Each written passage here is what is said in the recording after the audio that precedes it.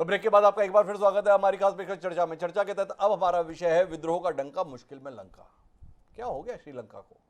कभी सीलोन के नाम पे जो देश जाना जाता था, एक लंबे समय गुलामी के दौर से गुजरा, उस श्रीलंका का जिक्र हमारे हिंदुस्तान में सोने की लंका के तौर पर होता था। मतलब एक ऐसा देश जहाँ पर मकान भी सोने के हुआ करते थे। उस श्रीलंका के संदर्भ में खबरें आजकल हमारे समाचार पत्रों में अटी पड़ी हैं कि वह दाने दाने के लिए मोहताज है। वह देश जहाँ पर 16 घंटे से ज़्यादा की बिजली कटौती हो रही है। वह देश जहाँ पर प्रधानमंत्री अपना घर छोड़कर एक सैन्य अड्डे पर शरण लेने के लिए इसलिए मजबूर है कि जनता उसे तलाश रही है, क्योंकि वह उसको खलनायक मानते हुए सजा देने पर आमादा है। सब कुछ तबाह हुआ नजर आ रहा है। जिस श्रीलंका को उसके प्राकृतिक सौंदर्य के लिए, सुंदर समुद्री तटों के लिए पहचाना जाता था, जो पर्यटन का एक बड़ा केंद्र होता था, तो श्रीलंका की यह हालत कैसे हो गई, इसी पर हम बात करेंगे। और हमारे देश में बैठे हुए कुछ लोग चेता रहे हैं, जो आज श्रीलंका का हश्र हुआ है, कल वो हश्र हिंदुस्तान का भी हो सकता है। समय रहते चेत जाइए। क्या वह वाकई सच बोल रहे हैं या हमें जबरिया डराने की कोशिश कर रहे हैं? इस बात को भी समझने की कोशिश करेंगे। तो आज की इस बातचीत में हम किसी राजनेता को शामिल नहीं कर रहे हैं, बल्कि विशेषज्ञों को शामिल कर रहे हैं। हमारे साथ में जाने माने अर्थशास्त्री चरणजीत सिंह जी हैं, और साथ ही अशोक सज्जनार साहब, जो विदेश मामलों के जानकार हैं, पूर्व राजदूत हैं, भारतीय विदेश सेवा के अधिकारी रहे हैं, वो हमारे साथ जुड़ रहे हैं। तो चरणजीत सिंह से हम सीधे बातचीत की शुरुआत करते हैं और उनसे समझने की कोशिश करते हैं कि आखिर श्रीलंका एक स्थिर सरकार को प्राप्त किया हुआ था। वहाँ पे कोई हमारे जैसी 3 टुकड़ों की, 4 टुकड़ों की, 13 टुकड़ों की सरकार नहीं थी। एक मजबूत सरकार थी, मजबूत चेहरे थे, स्पष्ट नीतियाँ थीं, पर इसके बाद भी बदहाली इस कदर है। पढ़े लिखे भी हैं, सेवाएं भी अच्छी थी, स्वास्थ्य सेवाओं की दृष्टि से, सब दृष्टियों से तो बेहतर थे, फिर ये तबाही। बड़ी उलझन है समझने के संदर्भ में। जाने माने इतिहासकार है रामचंद्र गुहा जी, वो भारत में बैठकर बता रहे हैं, ये सब इसलिए हुआ कि केवल बहुसंख्यकों का वहां पर बोलबाला हो गया, एक भाषा एक धर्म के संदर्भ में आग्रह हो गया, और ये हालत हो गई। हिंदुस्तान चेत जाए, नहीं तो इसकी भी ये हालत होगी। आज से समझना चाहता हूं, सच क्या है चरणजीत साहब? तो मैं अर्थशास्त्री होने के नाते अपने विचार रखूंगा। जी। तो जो श्रीलंका की अर्थव्यवस्था है जी। वो थोड़ी लड़खड़ाई है, जी। और वो हमारे देश में वैसी स्थिति नहीं है। तो किस तरीके मैं कह रहा हूँ उनकी अर्थव्यवस्था थोड़ी लड़खड़ाई है। अगर आप देखें उनकी आउटपुट ग्रोथ है, जो ग्रोथ रेट है वो उनका नेगेटिव में जा रहा है, जी। हमारा पॉजिटिव में जा रहा है। और दुनिया में सबसे तेज ग्रोथ वाला देश हमारा देश है। उसके बाद एक्सटर्नल डेट ले लीजिए, जी। उनका जो एक्सटर्नल विदेशी ऋण कह लीजिए, जो विदेशी ऋण है वो इनका इतना ज्यादा है कि करीब 120% उनकी टोटल आय का है। जी। हमारे यहाँ पे जो विदेशी ऋण है पूरा मिलाकर कि करीब 20% है, जी। बहुत कम है। जी। अगर आप इंटरनेशनल रिजर्व ले लीजिए, जो कोष है जिसमें हमारे पास विदेशी मुद्रा है, हमारे देश में बहुत ज्यादा है।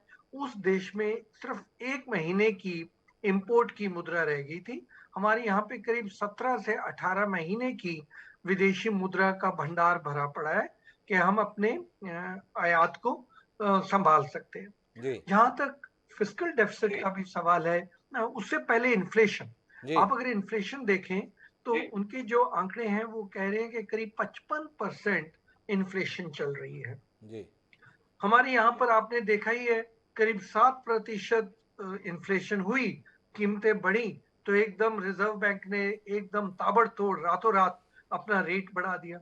तो इस सारी चीजों को देखते हुए उसके अलावा तो आपको पता ही है, जो पिछली बार भी हमारी चर्चा हुई थी, जहां पर उन्होंने टैक्स रेट्स चेंज किए, उन्होंने ऑर्गेनिक फार्मिंग की बात कही, और जिस कारण उनकी उपज पे बहुत असर हुआ। और फिर उन्होंने टूरिज्म पे उनका असर हुआ, क्योंकि ये रशिया और यूक्रेन की लड़ाई छिड़ गई, तो रेमिटेंसेस पे उन पे फर्क पड़ा। अब ये सारी चीजें श्रीलंका के साथ हुई, और हमारे देश में ऐसी कोई स्थिति है नहीं।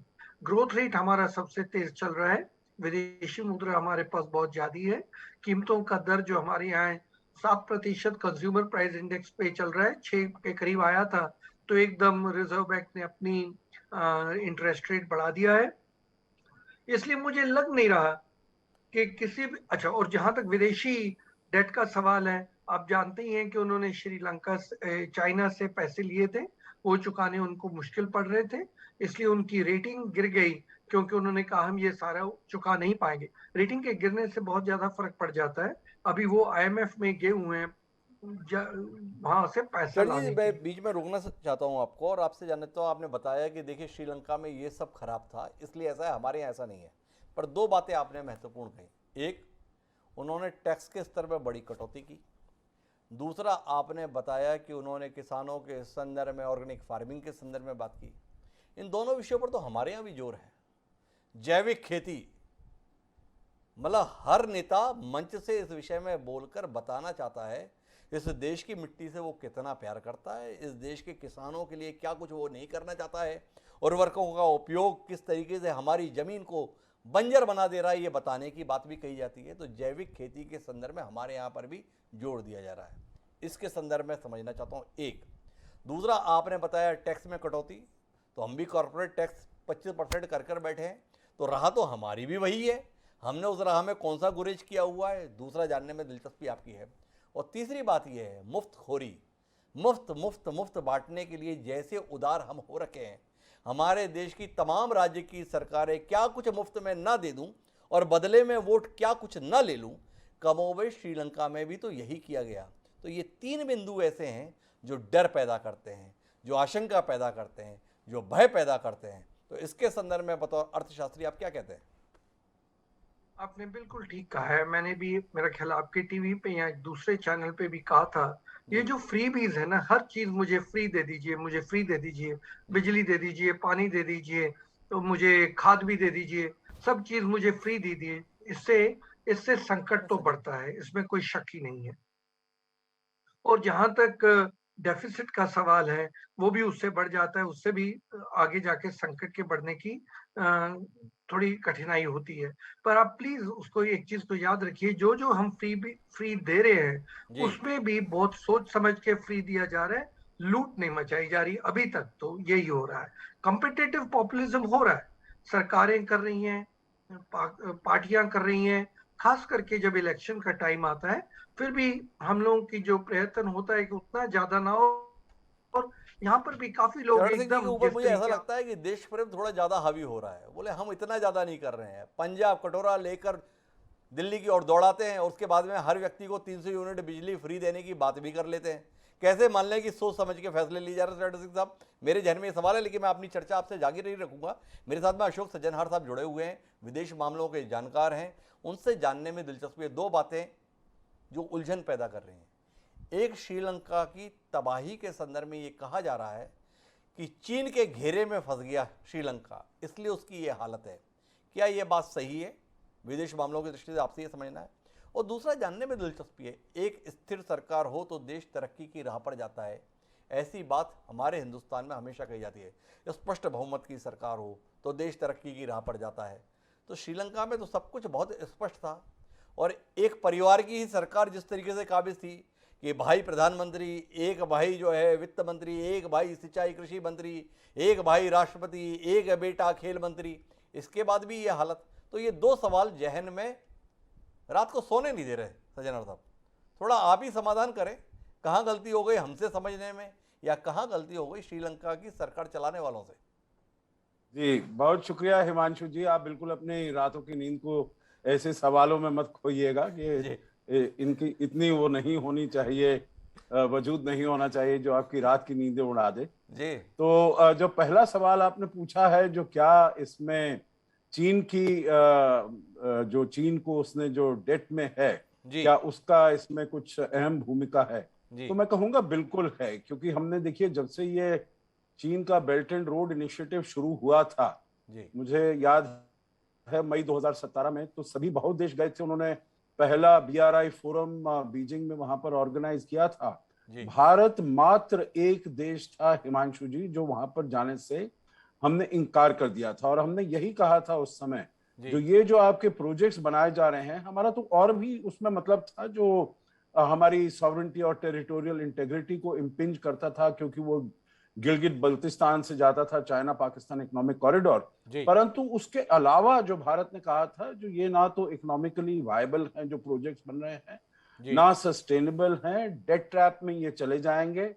जो देश हैं जहां पर ये प्रोजेक्ट्स बनाए जा रहे हैं, ना तो उनको कुछ इसके बारे में फायदा होने वाला है। ये जो चीन के अपने मतलब के लिए, अपने सामरिक हितों के लिए, अपने आर्थिक हितों के लिए वो वहां पर बना रहा है। तो देखिए, उस समय किसी ने इसके बारे में इतनी इसको तवज्जो नहीं दी थी। जी 2019 में जब दूसरा इसका बीआरआई फोरम हुआ हिमांशु जी, तो जी तब बहुत से ऐसे देश उन्होंने आए, उन्होंने कहा हाँ, चीन में का ये जो बीआरआई है, बेल्ट एंड रोड इनिशिएटिव है, इसमें बहुत खामियां हैं।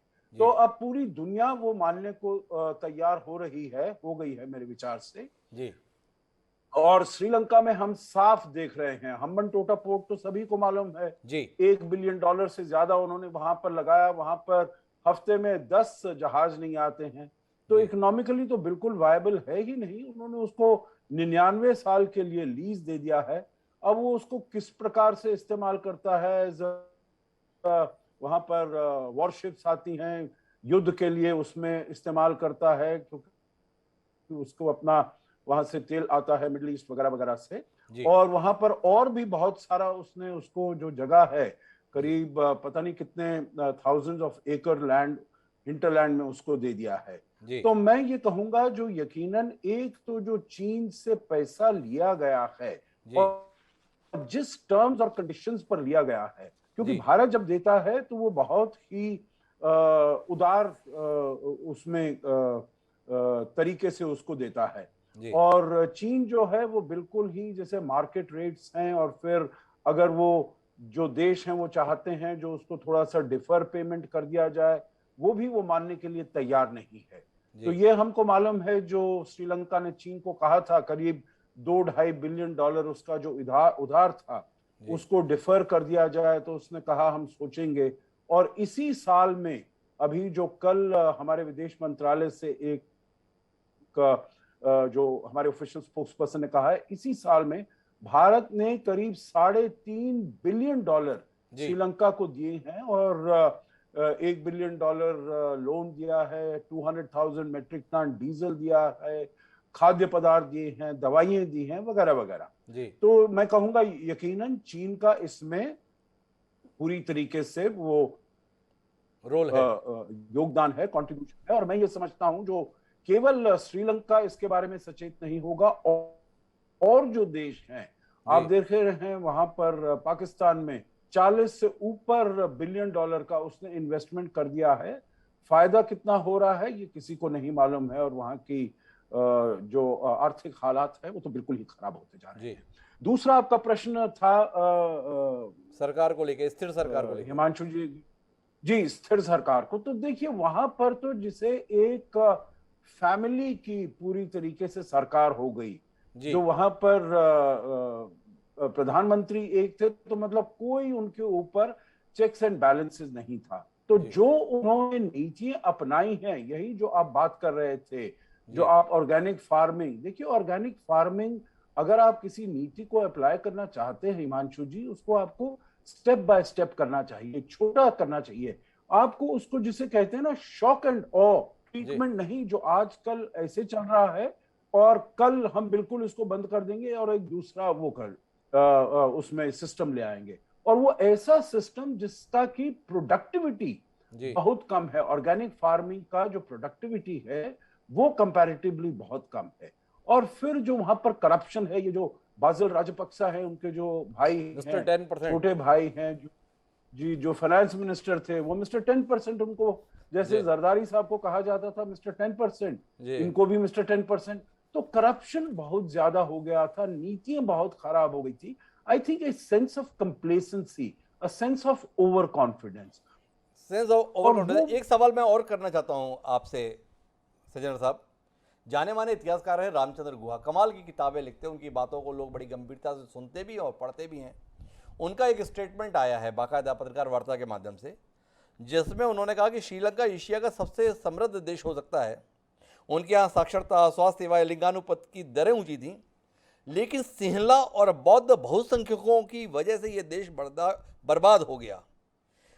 उन्होंने कहा कि अगर एक धर्म और एक भाषा को महत्व दिया गया तो भारत का हाल भी श्रीलंका जैसा होगा। आप विदेश मामलों के जानकार हैं, क्या श्रीलंका के संदर्भ में रामचंद्र गुहा के इस आकलन से और भारत के संदर्भ में उनकी आशंका से आपकी सहमति है या असहमति है? और अगर असहमति है तो उसके संदर्भ में तथ्य जो आप हमारे बीच में साझा कर सकें। देखिए, मेरी हिमांशु जी 101% असहमति है जी क्योंकि भारत ने बिल्कुल ऐसी बात नहीं है। भारत का जो पॉलिसी है वो रही है सबका साथ, सबका विकास, सबका प्रयास। सभी के साथ में जब भी कोई ये चीज की जाती है, जब भी कोई नीतियां बनाई जाती हैं, जब भी कोई पॉलिसीज बनाई जाती हैं, उसमें धर्म को नहीं देखा जाता है, उसमें कोई इसे नहीं। अभी मैं आपको बस एक उसका उदाहरण दे दूं श्रीलंका का। मैं एक बात और कह दूंगा। देखिए, कुछ तो उनकी, ज्यादा तो उनकी नीतियों की गलती रही है, परंतु जो अंतरराष्ट्रीय जियोपॉलिटिकल फैक्टर्स हैं उसका भी योगदान रहा है। क्योंकि देखिए, अप्रैल 2019 में वहां पर ईस्टर बॉम्बिंग्स हुई। अब ये वहां पर टूरिज्म करीब 20% उनकी जीडीपी को कंट्रीब्यूट करता है। टूरिज्म एकदम खत्म हो गया। टूरिज्म वापस आ रहा था तो कोविड-19 हो गया, तो एकदम टूरिज्म फिर खत्म हो गया। उनके जो एक्सपोर्ट्स थे वो सब खत्म हो गए, और उसके बाद एकदम ये रूस और यूक्रेन की वॉर आ गई, तो आपके रेमिटेंसेस खत्म हो गए, आपके जो टूरिज्म है वहां से आने वाले वो सब खत्म हो गए। तो इसलिए अंतरराष्ट्रीय हालात भी कुछ ऐसे हुए हैं जो बहुत ही वो अनलकी रहा है। श्रीलंका इसमें बहुत अनलकी रहा है। और जहां तक भारत की बात है जो आप कह रहे हैं, मैं बिल्कुल इससे सहमत नहीं हूं। ये उनका एक तो highly prejudiced, highly biased political statement है, और उसको वो ये जामा पहनाना चाहते हैं। देखिए, वो there it is like chalk and cheese जिसे कहा जाता है ना। श्रीलंका और भारत के हालात जो हैं बिल्कुल अलग हैं। आप देखिए, वहां पर उनके पास $1 बिलियन फॉरेन एक्सचेंज रिजर्व है। हमारे पास रिकॉर्ड है $600 बिलियन। हमारे यहाँ पर अभी जो एक्सपोर्ट्स हैं, उनके एक्सपोर्ट्स एकदम ठप हो गए हैं हिमांशु जी। हमारे अभी पिछले साल $418 बिलियन, फर्स्ट टाइम हमने $400 बिलियन की जो मात्रा है उसको हमने क्रॉस किया है। तीसरी बात, आप देखिए 1.68 लाख करोड़ आपका जीएसटी कलेक्शन हुआ है, विच इज अगेन रिकॉर्ड। तो इसीलिए आई थिंक ये मेरे विचार से उनको शोभा नहीं देता है, रामचंद्र गुहा को ये शोभा नहीं देता है जो ऐसे अपनी आपकी तर्क संगत तरीके से असहमति है। वो बता रहे हैं आंकड़ों के साथ में, परिस्थितियों के साथ में, कि रामचंद्र गुहा एक पूर्वाग्रह से ग्रसित बयान दे रहे हैं जिसके संदर्भ में यकीन नहीं किया जा सकता है। लेकिन इसके संदर्भ में कुछ आशंकाएं हैं।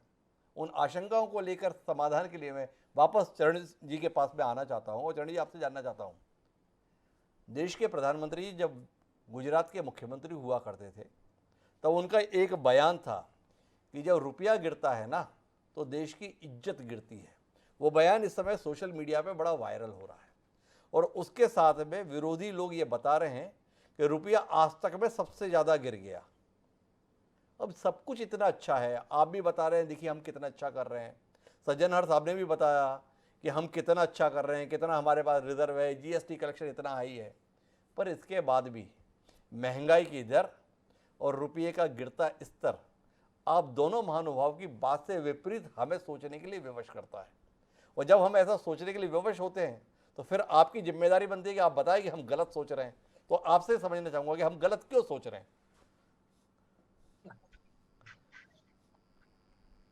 जी चरण जी। सच्चाई तो ये है आप गलत सोच रहे हैं जी। सच्चाई तो ये है कि आप गलत सोच रहे हैं जी। उसका कारण ये है कि जो आपने एक्सचेंज रेट की बात कही, जी। और अगर आप एक्सचेंज रेट हमारे देश का देखें तो अभी 75 के करीब है। आज से करीब 8 साल से मैं कह रहा हूं कि ये एक्सचेंज रेट आपने आर्टिफिशियली 75 पे रोक रखा है, इसको 80, 85, 100 तक जाने दीजिए। इसमें कोई देश की आन शान की बात नहीं होती है।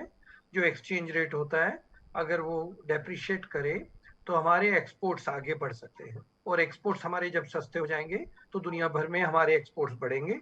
एग्जैक्टली जिस तरीके चीन ने अपने फॉरेन एक्सचेंज रिजर्व्स बढ़ाए, एक टाइम पे चीन के पास, जैसे अभी अभी आपको बताया कि हमारे पास $600 बिलियन के फॉरेन एक्सचेंज रिजर्व्स हैं, एक टाइम में चीन के पास $4 ट्रिलियन के फॉरेन एक्सचेंज रिजर्व्स थे, जिस कारण चीन इतना मजबूत हो गया और इतनी मजबूती से सब जगह बात कर।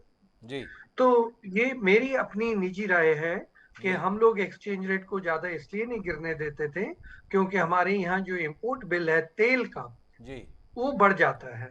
जी तो इसलिए हर एक के मन में ये होता है कि इंपोर्ट बिल बढ़ गया तो उसको इंपोर्ट बिल को पे करने के लिए एक्सपोर्ट बढ़ाने पड़ेंगे, और किस चीज का एक्सपोर्ट होगा। जी तो पर एक वो कारण काफी देर तक मुझे कहा जाता था, पर अर्थशास्त्री होने के नाते मैं साफ कहना चाहूंगा कि एक्सचेंज रेट को गिरने देना चाहिए। जी अपने आप एक अपना संतुलन ढूंढ लेता है और जी उस पे ही एक्सपोर्ट्स को फायदा होता है। जी जहां तक आप महंगाई दर की बात कर रहे हैं, आप भी जानते हैं कि यूक्रेन और रशिया लड़ाई में तेल पे, कुछ कमोडिटीज पे काफी कीमतें बढ़ी हैं, एडिबल ऑयल्स की कीमतें बढ़ी हैं, और कुछ तो यहाँ हमारे यहाँ आर्टिफिशियल शॉर्टेजेस की बहुत लोगों को आदत रहती है। होर्डिंग वगैरह हो जाती है, प्याज की हो जाती है, आलू की हो जाती है, नींबू की हो जाती है, तो उससे भी थोड़ा दरों पे फर्क पड़ता है। और कुछ तो लड़ाई के कारण तेल के रेट्स बढ़ रहे हैं और कुछ कमोडिटीज के भी रेट बढ़ रहे हैं, तो उस कारण बढ़े हैं। काफी देर तक पूरी दुनिया में सब लोग यही विश्वास रख रहे थे कि ये शॉर्ट टर्म इन्फ्लेशन बढ़ रहा है, इसमें ज्यादा टेंशन लेने की जरूरत नहीं है। पर लड़ाई चलती जा रही है और लग रहा है कि ये जो कीमतें बढ़ी हैं इसमें अभी थोड़ा बढ़ाव रहेगा, क्योंकि रशिया और यूक्रेन में जो जो पदार्थ उगते हैं, खास करके वीट, उसमें लग रहा है कि इस बार वीट का दुनिया भर में प्रोडक्शन कम होगा और इसलिए एग्रीकल्चर प्राइसेस के भी बढ़ने की थोड़ी अपेक्षा है। तो तो चौधरी जी यस, का कहना यह है कि महंगाई के संदर्भ में रूस यूक्रेन को आप जिम्मेदार मान लीजिए, और जहां तक रुपये की कीमत के संदर्भ में है तो रुपये की कीमत गिरना तो देश के लिए सेहतमंद ही है। हालांकि मेरे जहन में ये सवाल बना रहेगा कि जब व्यक्ति मुख्यमंत्री होता है तब नज़रिया क्या दूसरा रहेगा, और देश का प्रधानमंत्री होगा तो नज़रिया दूसरा होगा। जब आप मुख्यमंत्री होते तो आप बताते हैं कि अगर रुपया गिरता है तो केवल रुपया नहीं गिरता है, इस देश की इज्जत गिरती है, इस देश का साख भी गिरती है। और जब प्रधानमंत्री बन जाएं तो हमें ये समझना होता है कि इसके माध्यम से हमारा भविष्य सुनहरा होता है। लेकिन मैं सज्जनहर साहब आपसे विदेश बदलाव के संदर्भ में ये समझना चाहता हूँ कि आपने हमारे साथ जानकारी साझा की कि इस कठिनाई के दौर में श्रीलंका की मदद के लिए भारत ने क्या कुछ किया। पिछले कुछ समय से ये शिकायत रही हमारी कि श्रीलंका के साथ हमारे पौराणिक काल के संबंध हैं, पर फिर भी श्रीलंका का भारत के प्रति वैसा सद्भाव नहीं। चीन के साथ उसके हमजोली होने को लेकर हमारे यहाँ विदेशी मामलों के तमाम विशेषज्ञ चिंतित रहे। आज से समझना चाहता हूँ कि इस क्राइसिस के दौर में क्या श्रीलंका से आपको ऐसी कोई सूचनाएं, खबरें मिल रही हैं जो वहाँ के लोगों को ये एहसास करा रही हो कि संकट का साथी तो भारत ही है, चीन नहीं। जी, मैं उम्मीद ये कर सकता हूं जो ऐसी वहां की जो जनता है जी और जो वहां की पॉलिटिकल लीडरशिप है, जी ये मैसेज उनके पास जरूर जाना चाहिए। परंतु देखिए, मेरा अपना तजुर्बा भी ये रहा है, क्योंकि मैं ऐसे देशों में रहा हूं जहां की चीन बहुत हावी रहा है, जैसे मध्य एशिया के देश हैं, जी वो चीन के लिए बहुत महत्वपूर्ण है। उसके बेल्ट रोड इनिशिएटिव के लिए बहुत सारे, उसने अगर 6 या 7 अपने जो बेल्ट रोड के इंफ्रास्ट्रक्चर के प्रोजेक्ट्स बनाए हैं, तो करीब 3-4 मध्य एशिया के देशों में से जाते हैं, यूरोप जाते हैं और पश्चिम एशिया वगैरह में जाते हैं। जी तो वहां पर जो इसका गेम प्लान रहता है, चीन का गेम प्लान रहता है, जी वो ज्यादा बॉदर नहीं करता है जो लोग उस देश के हैं, उनका क्या मत है, वो क्या सोचते हैं। वो ज्यादा वहां की लीडरशिप, वहां की एलीट को कल्टीवेट करता है। और यहां भी हमने देखा है जो ये जो राजपक्सा प्लान है, राजपक्सा एलीट है, वो उनको उसने कल्टीवेट किया है। तो अगर वो चले जाएंगे, कोई और एलीट आती है तो उसको भी कल्टीवेट करने में वो बहुत ही माहिर है। परंतु मैं ये सब एक्सपेक्ट करता हूं, ये उम्मीद करता हूं जो आगे चलते हुए, क्योंकि अभी जब ये मैत्रीपाला सिरिसेना की सरकार थी इससे पहले, और ये वाले भी जब आए थे, आपने देखा होगा जो जब प्रधानमंत्री बने महिंदा राजपक्से, तो पहली कंट्री जो उन्होंने विजिट की वो भारत थी। गोटाबाया राजपक्से पहली देश जो उन्होंने आया वो भारत था। बासिल राजपक्से उनके रक्षा मंत्री, सभी की पहली जो देश है, और उन्होंने भी ये बताने का प्रयास किया जो भारत हमारे लिए बहुत ही अच्छा अभिन्न मित्र है। और मैं आगे चलते हुए, जैसे भारत ने अपने को कंडक्ट किया है इस वाली जो सारा क्राइसिस है, क्योंकि ये क्राइसिस श्रीलंका के लिए 1948 के बाद सबसे बड़ा क्राइसिस है। तो मैं समझता हूं, और कल जो हमारा बयान भी आया है हिमांशु जी, उसमें हमने कहा है that we are with the people of Sri Lanka, और जो भी वो डेमोक्रेटिक प्रोसेस करेंगे, तो हमने उसमें किसी तरफ का लीडरशिप का हमने वो नहीं लिया है, नाम नहीं लिया है, उसका साथ नहीं किया है। तो मैं उम्मीद यकीनन करता हूं जो इसका ठीक मैसेज उनको जाएगा, उनकी जनता ठीक मैसेज जाएगा। तो कुल मिलाकर हम बातचीत के मर पे पहुंचे तो 3 बातें निकल कर आती हैं। पहली बात तो ये कि श्रीलंका मौजूदा कठिनाई के दौर में इसलिए है कि उसने गलत नीतियां अपनाई और साथ ही कुछ उसका समय भी खराब आया अंतर्राष्ट्रीय परिस्थितियों के चलते। तो इन दोनों ने मिलकर श्रीलंका को इन खराब हालात में धकेल दिया।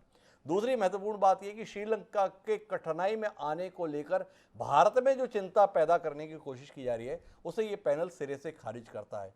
श्रीलंका के हालात जो भी हों, पर भारत में हालात ऐसे बिल्कुल भी नहीं है जिसके चलते हम डर जाएं, सहम जाएं या आशंकित हो जाएं। और तीसरी महत्वपूर्ण बात जो इस पूरी बातचीत की तरह वो ये है कि भारत केवल वसुधैव कुटुंबकम की बात कहता नहीं बल्कि उसे जीता है। संकट के इन क्षणों में जिस प्रकार से श्रीलंका की मदद के लिए भारत ने भूमिका निभाई है, आज नहीं तो कल श्रीलंका की सरकार और श्रीलंका के लोग इस बात को महसूस कर पाएंगे। और हम उम्मीद करते हैं कि अपने पड़ोसी मुल्क के साथ एक बेहतर रिश्ते आगे भी बरकरार रख पाएंगे। अब दोनों मेहमानों का बहुत बहुत धन्यवाद इस संजीदा बातचीत का हिस्सा बनने के लिए। समय है अब आज के शेर का। जिस प्रकार के श्रीलंका में हालात हैं, जिस प्रकार का प्रदर्शन वहां की सरकार के खिलाफ चल रहा है, जिस प्रकार से राजपक्षे परिवार के खिलाफ आक्रोश भड़का हुआ है, पूरा देश कर्फ्यू के साए में जीने के लिए विवश है, तो ऐसे हालात के लिए मिला हुआ एक शेर बेहद मुफीद लगता है। हमारा आज का ये शेर कहता है, कुर्सी है तुम्हारा ये जनाजा तो नहीं है, कुर्सी है तुम्हारा ये जनाजा तो नहीं है, कुछ कर नहीं सकते तो उतर क्यों नहीं जाते। इर्तिजा निषाद ने जो ये शेर कहा था, इसे राजपक्षे परिवार के कानों तक पहुंचना चाहिए।